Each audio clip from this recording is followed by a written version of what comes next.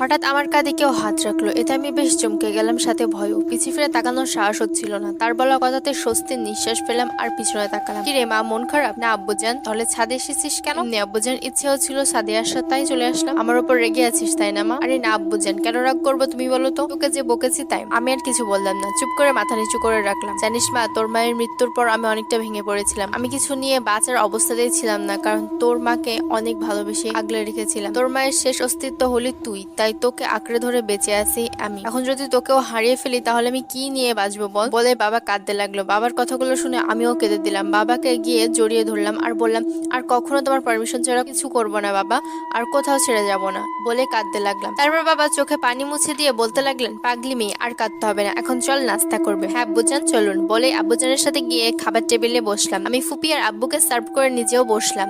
আজ আব্বুজান নিজের হাতে আমাকে খাইয়ে দিল এবং নিজেও খেয়ে নিল। আমার আজ নিজেকে অনেক বেশি সুখী মনে হচ্ছে। আচ্ছা মা, আমি যাই, সবাই আমার জন্য অপেক্ষা করছে। আর হ্যাঁ, আমাকে না বলে কোথাও যাবি না। আচ্ছা আব্বুজান, তুমি একদম চিন্তা করিও না, সাবধানে থাকো। ফি আমিনিল্লাহ, খোদা হাফেজ।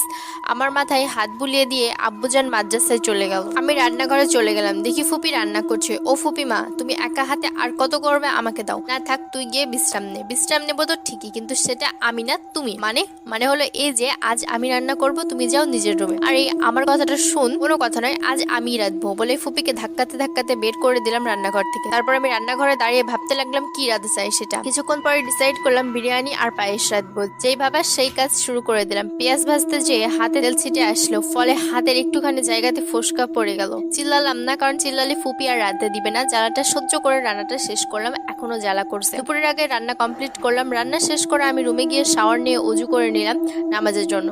ফোসকার পানি লাগায় আরো জ্বালা করতে লাগলো, তবুও পরোয়া করলাম না। তাড়াতাড়ি নামাজ আদায় করে নিলাম। আরো জ্বালা বেড়ে গেল, তাই আর উপায় না পেয়ে মলম লাগিয়ে নিলাম আর ওড়না দিয়ে হাতটা ঢেকে নিলাম, যেন কেউ দেখতে না পায়। তারপর খাবার টেবিলে গেলাম এবং দেখলাম আব্বু এবং ফুপি খাবার নিয়ে আমার জন্য অপেক্ষা করছে। আমি তাড়াতাড়ি গিয়ে বসে পড়লাম। বেশি দেরি করে ফেলিনি তো আব্বু? না মা, দেরি হয়নি, আমিও মাত্রই আসলাম। ও আচ্ছা, তা টেস্ট করে দেখো কেমন হয়েছে। আজ তুমি রেঁধেছো বুঝি? হ্যাঁ আব্বুজান। তাহলে তো খেয়ে দেখতেই হয়, কি বলো বোন? হ্যাঁ তা তো অবশ্যই বলে দুইজন খাবার মুখে দিল। আমি খেলাম না, উৎসাহের জন্য তাদের দিকে তাকিয়ে রইলাম। আব্বুজান তার মুখটা কেমন যেন গম্ভীর হয়ে গেল। এখন ভয় করছে রান্না খারাপ হয়নি তো? আব্বুজান পায়েসটা 1 চামচ খেলেন, এখনো কিছু বলছে না।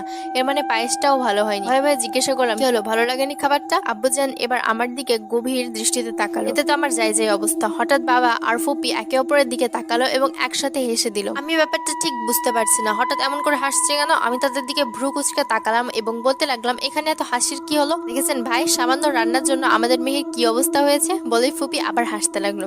হ্যাঁ বোন, ঠিক বলেছিস। আব্বুজান, তোমাদের যদি আমাকে নিয়ে মজা করা শেষ হয়ে